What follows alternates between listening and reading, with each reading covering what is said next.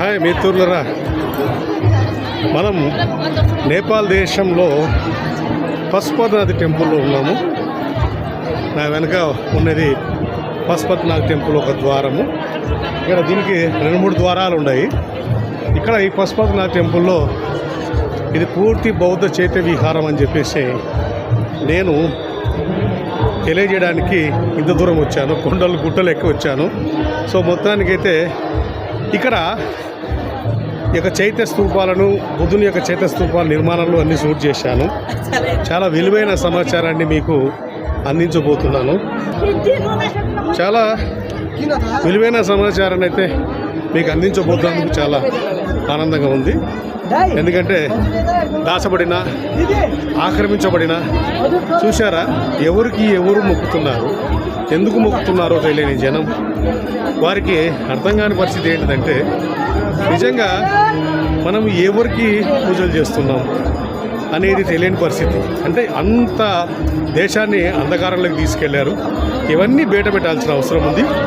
చాలా మంచి విలువైన సమాచారాన్ని అయితే మన ఛానల్ కూడా సబ్స్క్రైబ్ చేసుకోండి. ఎందుకంటే చాలా విలువైన కంటెంట్లు, చాలా సాహసోపేతమైన నిర్ణయాలు తీసుకొని ముందుకెళ్తున్నాను. మన ఛానల్ సపోర్ట్ చేయాల్సిన అవసరం. జై భీమ్, జై భారత్, నమో.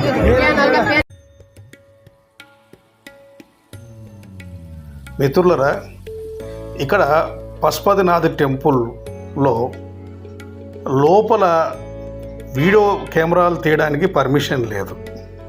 సాధారణంగా ఎక్కడైతే వీడియో కెమెరా ఫొటోస్ తీయడానికి పర్మిషన్ లేదో అక్కడ ఈ యొక్క దాపరికంగా అంటే చరిత్ర దాచబడిందని అర్థం చేసుకోండి. చాలా మందిరాలలో ఎక్కువ శాతం గర్భగుడి అంటే ఎవరికైనా మంచిదే, ఆ గర్భగుడిలోకి ఎవరు రాకూడదు. కానీ గర్భగుడి పరిసర ప్రాంతాలలో కూడా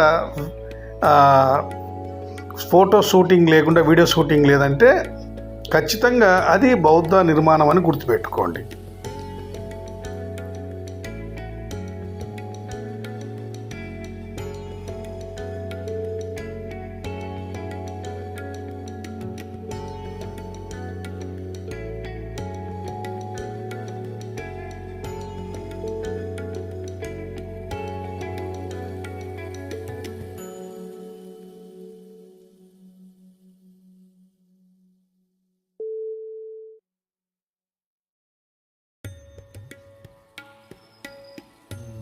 చూడండి, ఇక్కడ బౌద్ధానికి సంబంధించిన శిల్ప సంపద అవన్నీ పక్కకు అట్లా నిలబెట్టేశారు గోడలకు.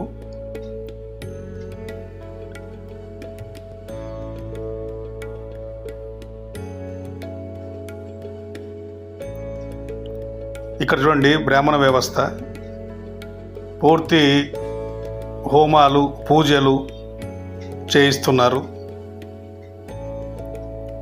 ఇక చైత్య స్తూపాలు,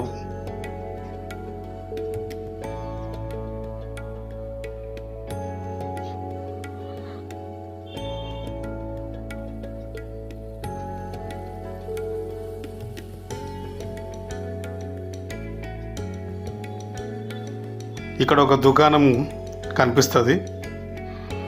పక్కనే, తలుపు పక్కనే బుద్ధుని యొక్క శివలింగం అంటారు, బుద్ధుని యొక్క చైత్య స్తూపం చూడవచ్చు మనం అక్కడ. అది చూస్తుంటేనే అక్కడ ఆ కుర్రవాడు ఫోటోలు తీయొద్దని, వీడియోలు తీయొద్దని చెప్తాడు.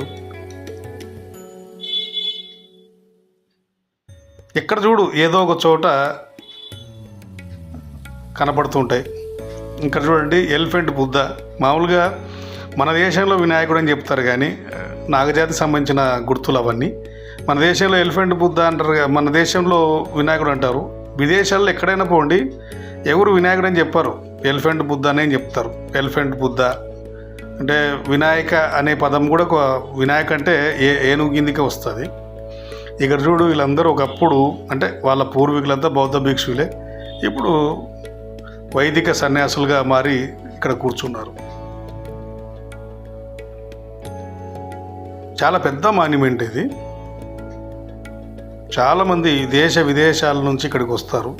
పశుపతినాథ్ టెంపుల్ అంటే చాలా పవిత్రంగా, ముఖ్యంగా హిందువులు భావిస్తారు. అయితే ఇక్కడ మనం గమనిస్తే ఈ నేపాల్లో బౌద్ధాన్ని మార్పు చేసినప్పటికి కూడా వాళ్ళు చేంజ్ చేయలేకపోయారు. అంటే పూర్తి ధ్వంసం మన ఇండియాలో ధ్వంసమైనట్టు నేపాల్లో ధ్వంసం కాలేదు. మీకు ముందు ముందు చాలా బౌద్ధ శిల్పాలు కనపడతాయి చూడండి. ఈ టెంపుల్కి 4 ముఖద్వారాలు ఉంటాయి, ముఖద్వారాలు ఉంటాయి. నేను 2 ముఖద్వారాలు షూట్ చేశాను. ఒక 3వ ముఖద్వారం నుంచి బయటకు వచ్చేసాను. ప్రతి ముఖద్వారం దగ్గర ఈ యొక్క బుద్ధుని శిల్పాలు ఉంటాయి, స్తూపాలు ఉంటాయి. ఇక్కడ చూస్తే ఈ గ్రౌండ్ లెవెల్లో కూడా బౌద్ధానికి సంబంధించిన కొంత ఆనవాళ్ళు, అంటే పూర్తిగా అక్కడ అంటే ఈ చూడండి సెంటర్లో బుద్ధుని విగ్రహం ఉంటుంది, అక్కడ విగ్రహం లేకుండా చేశారు. ఇది వజ్రయాన గుర్తు, అది ఆ సింహం గుర్తుండేది. ఆ పైన ఉండేది చైత్య స్తూపానికి. లోపల అక్కడ బుద్ధుడు నిలబడి ఉంటాడు, చిన్న విగ్రహం, అది నిలబడి ఉండే విగ్రహం తీసేశారు అక్కడ. ఇవన్నీ చైత్య స్తూపాలు చూడండి. ఇక్కడ ఇది కూడా ఒక స్తూపమే. దీనిపైన అక్కడ పాత శాసనాలు ఉంటాయి, పాత భాషలు అవి. హిందీకి దేవనాగరికి కొంచెం దగ్గర పోలికలు ఉంటాయి. దేవనాగరి లిపికి హిందీకి దగ్గర పోలికలు ఉంటాయి. ఇక్కడ చూడండి విగ్రహం కనపడకుండా చేసేసారు.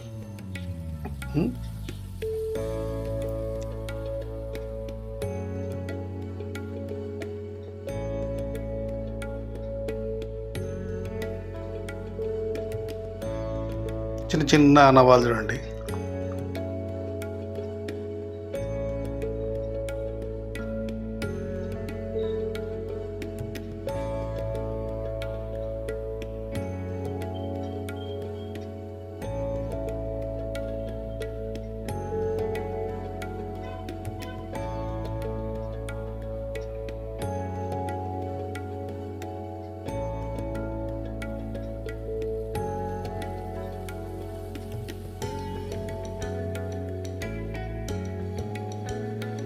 అప్పట్లో బావులు కూడా అంటే అట్లే చైత్య విహారాలలో బావులు ఉంచేవాళ్ళు. విద్యార్థుల కోసం, భిక్షుల కోసం నీళ్లు తోడుకొని తాగడానికి, లేకుంటే ఇంకా స్నానాలకు కావచ్చు, వంటకాలకు కావచ్చు.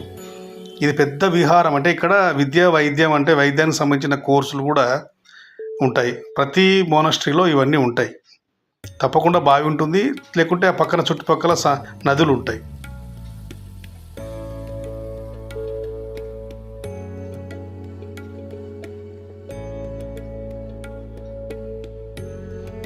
ఇదంతా మనము పశుపతినాథ టెంపుల్ చూస్తున్నాం మిత్రులారా.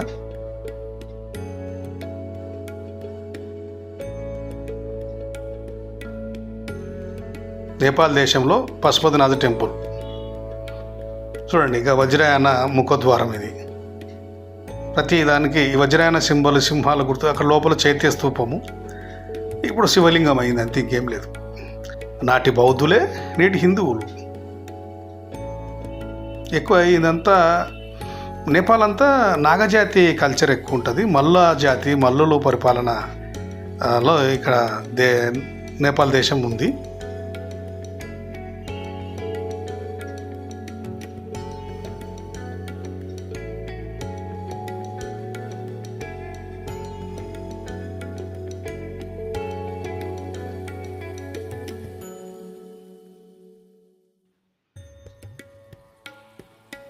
నేను పూర్తిగా ఇది ఎడిటింగు అంటే కటింగులు చేయకుండా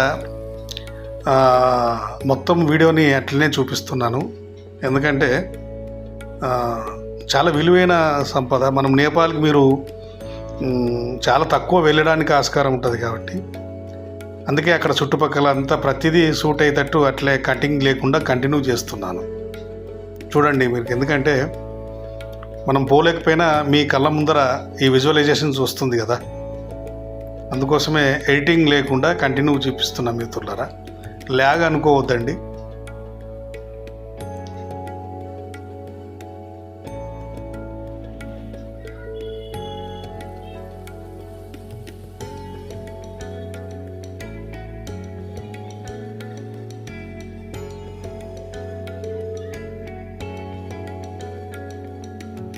ఇది కూడా చైత్య స్తూపమే.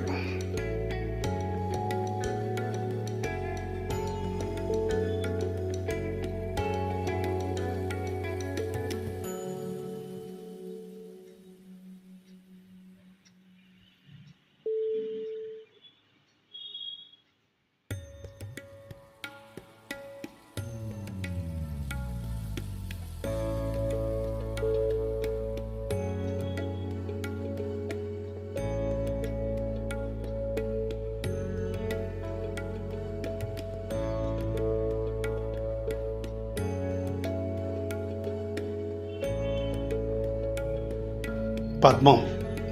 బౌద్ధంలో పద్మానికి చాలా పేరుంది.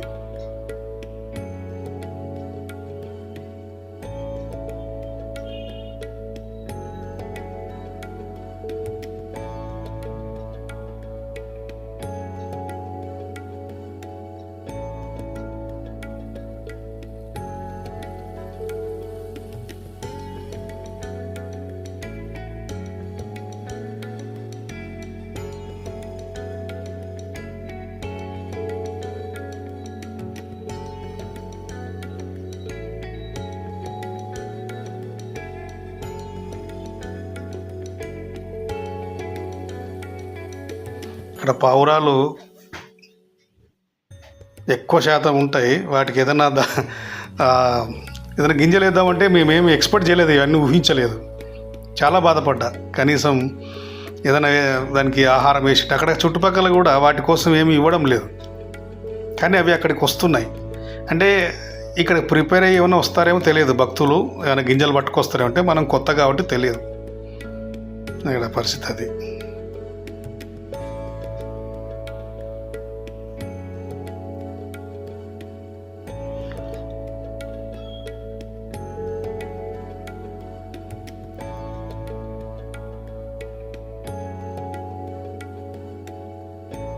ఇక గరుడువంతుడు అంటారు. గరుడ పక్షి అనేది కూడా బౌద్ధంలో ఒక భాగం. అంటే ఇది వజ్రయాన తాంత్రికయానంలో వస్తుంది.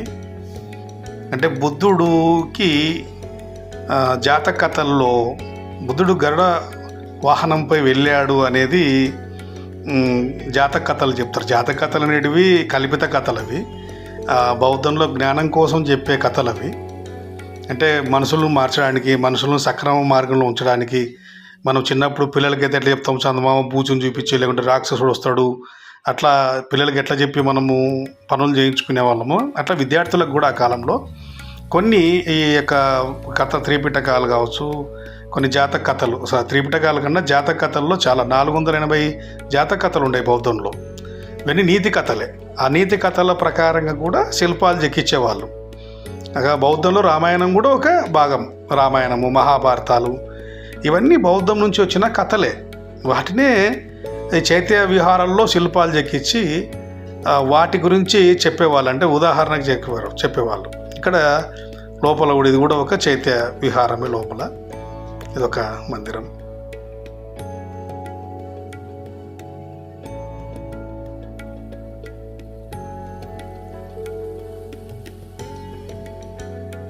అయితే తాళం వేశారు, చూపించాలన్న తాపత్రయం.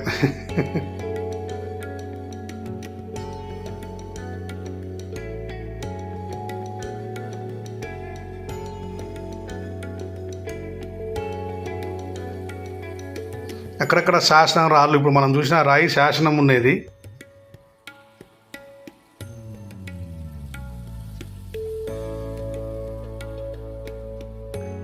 ముందుకు వెళ్దాం అనుకుని మళ్ళీ తిరిగి రిటర్న్ రావాల్సి వచ్చింది. అంటే ఇటు షూట్ చేద్దామన్నట్టు.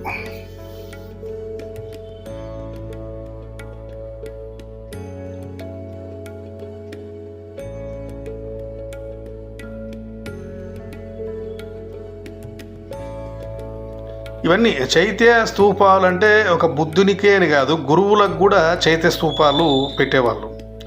గురువులకు కూడా చైత్య స్తూపాలు అంటే గురువుని ఆరాధించడం. అంటే గురువులకు వచ్చేసి ఒక్కొక్క స్థాయిలో, ఇప్పుడు మనం బౌద్ధ విహారాలలో పోతే స్తూపాలు ఉంటాయి, చనిపోయిన స్తూపాలు. ఒకరొకరు ఒక డిజైన్లో స్తూపం. అంటే పెద్ద చతురస్రాకారం, కొంతమందివి రౌండ్, కొంతమంది అశోక చక్రం టైపు, రకరకాలుగా పెట్టేవాళ్ళు. ఇలాంటి ఈడ కూడా అసలు బౌద్ధము ఆనవాళ్ళు లేకుండా చూస్తే ఆడ బుద్ధుడు కూర్చున్న కనపడుతుంది, పాదాలు కనపడుతున్నాయి, భంగిమ కనపడుతుంది. కానీ అది డిస్టర్బ్ అయిపోయింది. దానిపైన మళ్ళా పైన చిన్న గుడి ఎక్కడ కూర్చున్న భంగిమ అది బుద్ధుడు. దాన్ని ఏం చేశారంటే ఆ డిజైన్ కనపడకుండా చేసేసారు. చుట్టూ నాగజాతికి సంబంధించిన కల్చర్ ఇదంతా. చూడండి, లోపలికి అంత జనం ఉంటారు. లోపలికి కెమెరా పర్మిషన్లు ఉండవు, వీడియో పర్మిషన్లు ఉండవు. లోపల ఇంకా చాలా విలువైన శిల్పాలు ఉన్నాయి, బోధిసత్వ విగ్రహాలు, తర్వాత బుద్ధుడి యువరాజుగా ఉండే సుఖితిరాజు విగ్రహాలు ఉన్నాయి, చాలా ఉన్నాయి. అవన్నీ షూట్ చేయడానికి పర్మిషన్ అంటే పూర్తి ఇక్కడ నేపాల్ దేశంలో బ్రాహ్మణీకరణ ఆధ్వర్యంలోకి వచ్చేసింది ఇది పశుపతి టెంపుల్. వాస్తవానికి ఇక్కడ ఈ వైదికులు చాలా అస్సలు మనం చూస్తుంటే అక్కడ మైకులు పెట్టి మన ఇండియాలో ఉన్న భాషలన్నీ మాట్లాడుతుంటారు. తెలుగులో కూడా ఎవరో అమ్మాయి మిస్ అయిపోయిందని చెప్పి మైకులు పెట్టి చెప్తున్నారు. అంటే మనము అంటే చాలా జనాభా ఉంటారు, చాలా దేశాల నుంచి వస్తుంటారు. వాళ్ళందరూ ఇక్కడికి వైదికుల ఆధ్వర్యంలోనే పూజలు జరుగుతున్నాయి అక్కడ. అంటే పూర్తి బ్రాహ్మణీకరణ అయిపోయిన పశుపతినాథ్ టెంపుల్, అంటే బౌద్ధనాథ్ టెంపుల్. అది వైద్యనాథ్ అంటారు, దాన్ని పశుపతి నాథ్గా మారిపోయాడు. అక్కడ పాత ఆనవాళ్ళు అట్లే కనపడతాయి. ఇప్పుడు మనకు ఇవన్నీ చూడండి, అక్కడక్కడ చిన్న చిన్నగా విగ్రహాలు.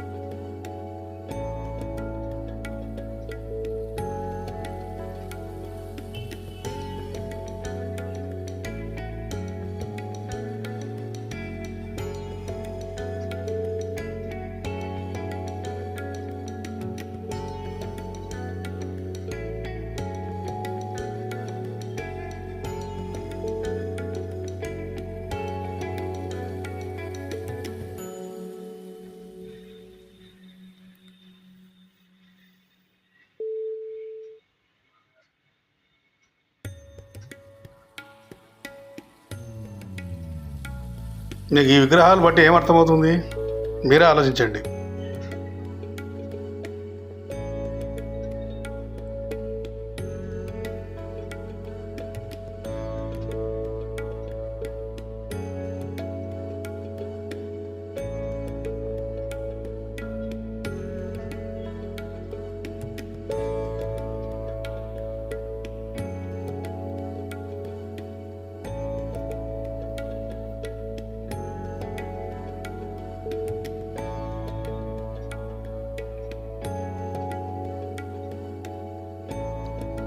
ఇక్కడ పాత శాసనాలు తీసేసి కొత్త శాసనాలు పెట్టారు, కానీ విగ్రహాలు మాత్రం అట్లా అంటే రబ్ చేసి శాసనం రాస్తే అయిపోతుంది, ఏం పెద్ద విషయం కాదు.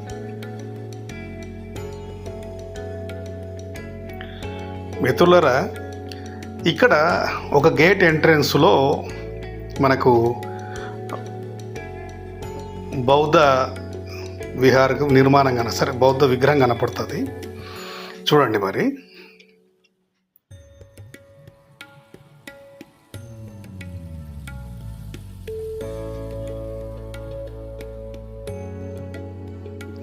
చూడండి, బాగా కనిపిస్తుంది కదా. ఇక్కడ ఎవరున్నారు? తథాగత్ బుద్ధుడు కదా. మరి ఈ పశుపతినాథ్ టెంపుల్కి తథాగత్ బుద్ధునికి ఏం సంబంధం మీరు అనుకోవచ్చు కదా. ఎందుకంటే ఇది బౌద్ధ మందిరం కాబట్టి, బౌద్ధ విహార్ కాబట్టి ఎన్నో చాలా శిల్ప సంపదలు మనం చూసాము. కానీ ఇక్కడ నేపాల్ దేశంలో ఒక గొప్ప విషయం ఏంటిదంటే, ఈ ద్వారాల దగ్గర కావచ్చు, లోపల బుద్ధుని ఎక్కువ శాతం డిస్టర్బ్ చేయలేకపోయారు. వైదికులు ఎంత ప్రెజర్ పెట్టినా కూడా నేపాల్ దేశస్తులు బుద్ధుని పేరు మార్చుకున్నారు తప్పితే బుద్ధుని డిస్టర్బ్ చేయలేకపోయారు అనేది అర్థమవుతుంది. మహాదేవ్ అని చెప్పేసి, మహేశ్వర అని చెప్పేసి, బద్రీనాథ్, కేదార్నాథ్, సోమనాథ్, కైలాసనాథ్ ఇలా పేర్లు మార్చుకున్నారు తప్పితే బుద్ధుని దూరం చేసుకోలేకపోయారు. సరే, ఇండియాతో చాలా సత్సంబంధాలు అవసరము, ఇండియాతో మమేకంగా లేకపోతే మమ్మల్ని ఏడ ఇబ్బంది పెడతారో అనే ఒక ఆలోచన కూడా ఉంది ఇందులో నేపాల్ దేశస్తులకి. బుద్ధుని దూరం చేసుకోలేక సరే వాళ్ళకి కావాల్సింది వైదికులకి ఏంటిది, వైదిక పూజలు అవే చేస్తే అయిపోయాయి కదా. ఎందుకంటే నేపాల్ దేశము చుట్టూ ఇండియా చుట్టూనే ఉంటుంది. ముందుకు పోతే హిమాలయ పర్వతాలు, అటుపక్క సిక్కిం, ఇటుపక్క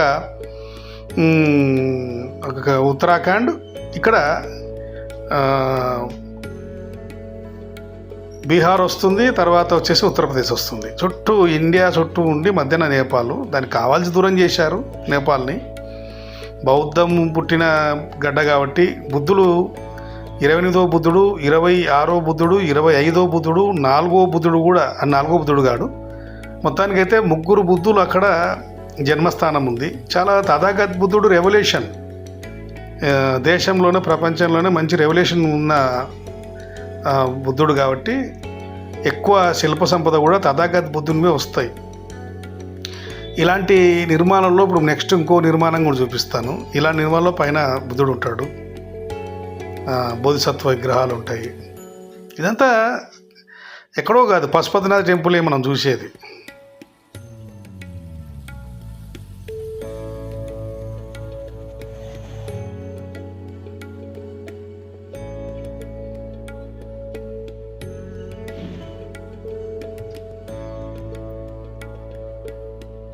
ఇక్కడ చూడండి బోధిసత్వ అవలోకేతేశ్వర విగ్రహాలు ఈజీగా గుర్తుపట్టవచ్చు. వజ్రాయన కల్చర్.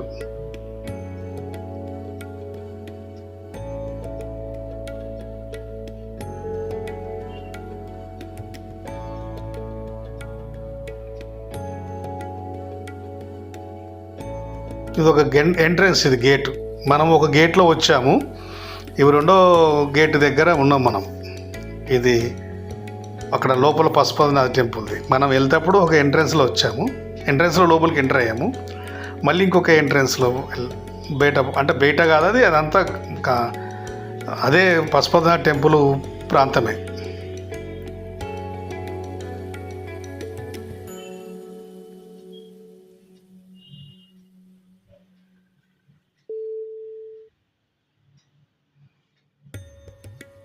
ఇలా ఇక్కడ చూస్తే ఇంకా ఇది ఇంకొక ఎంట్రన్స్, అంటే ఆ టెంపుల్లో 3వ ఎంట్రన్స్ ఇది. ఈ 3వ ఎంట్రన్స్ దగ్గరికి పోతే ఇక్కడ చూడండి, సేమ్ ఇదంతా మనం పశుపతినాథ టెంపుల్లో చూస్తున్నాం.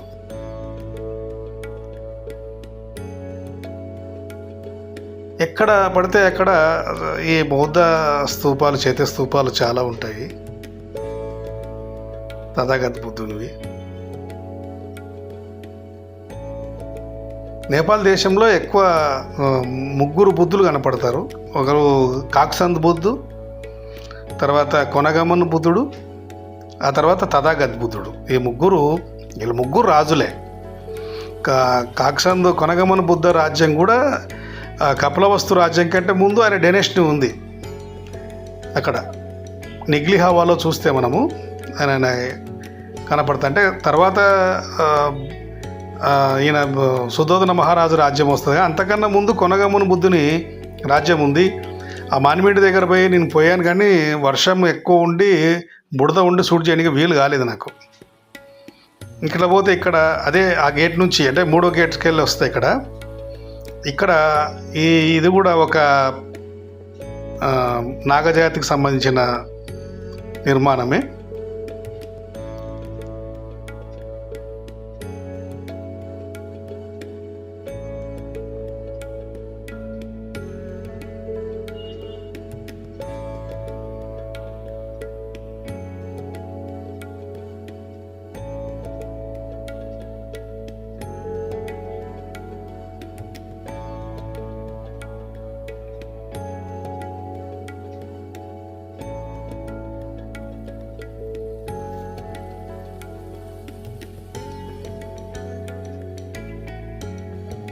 చూడండి చుట్టుపక్కల మనం చూడాల్సిన చైత్య స్తూపం అనేది ఇంకా శివలింగం మారింది, దాంట్లో మార్పు లేదు.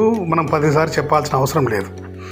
ఇక్కడ చుట్టుపక్కల ఉన్న మనం సింబల్స్ వీటన్నిటిని ఐడెంటిఫై చేసుకోవాలి. ఇంత మనము ఎక్కడ చూపిస్తున్నాం, ఇదంతా నేపాల్ దేశం, కాఠ్మండు సిటీ, రాజధాని కాఠ్మండు నేపాల్కి. ఇక్కడ మనము పశుపతినాథ టెంపుల్లో ఇది మీకు చూపిస్తున్నాను.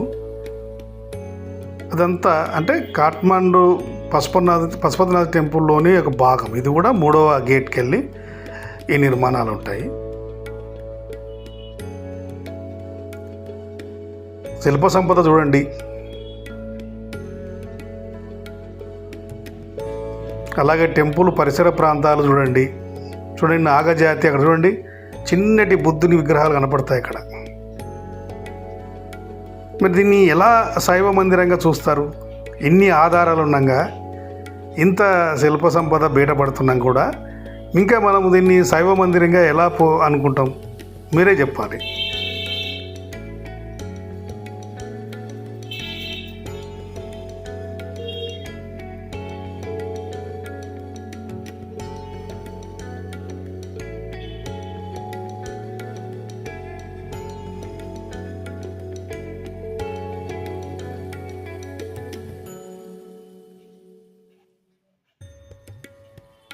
దానిపైన కమలం ఉంటుంది, వాస్తవానికి ఇరిగిపోయింది.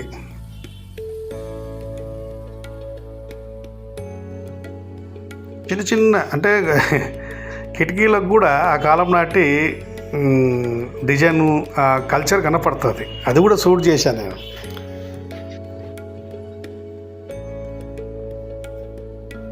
అంటే అంత దూరం బయలుదేరాం కదా, అంత దూరం వచ్చాము, ఏది వదిలిపెట్టడానికి మనసు ఒప్పలేదు నాకు. ప్రతిదీ షూట్ చేయడానికి చూడండి. ఇక్కడ బాగా గమనిస్తే మనకు చిన్న చిన్న బుద్ధుని విగ్రహాలు కనపడతాయి.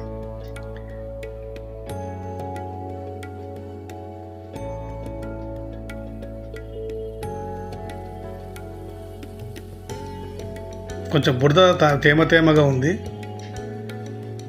జారి పడతారని చెప్పేసి కొంచెం హెచ్చరించడం జరిగింది. ఓకే మిత్రులారా, ఇప్పటి వరకు పశుపతినాథ్ టెంపుల్ మనం చూస్తున్న ఎదురుగా మొత్తం పశుపతినాథ్ ముఖద్వారం. అది మొత్తానికి లోపలికైతే పోనీయరు. అక్కడ శాసనాలు ఉన్నాయి, విగ్రహాలు ఉన్నాయి, అవన్నీ నేను లోపల చూశాను. మామూలుగా దొంగతనం బయటపడతాయని చెప్పేసి తెలుసు కదా అందరికీ. ఇక్కడ కూడా మన దేశంలో కూడా అదే వరవడి కొనసాగుతుంది. సో మొత్తానికైతే నేను ఎక్కడ కొంచెం ల్యాగ్ అయినా కూడా మొత్తం నిర్మాణం చూస్తారన్న ఉద్దేశంతో మీకు అట్లాగే కంటిన్యూ చేసా, లేకుంటే ఎడిటింగ్ చేసి షార్ట్ ఫామ్లో చూపించవచ్చు. సో మొత్తానికైతే యొక్క పశుపతినాథ్ టెంపుల్ బౌద్ధ నిర్మాణమా లేకుంటే శైవ నిర్మాణం అనేది మీరే తెలియజేయాల్సిన అవసరం ఉంది మిత్రులారా. Thank you. నమో బుద్ధాయ్.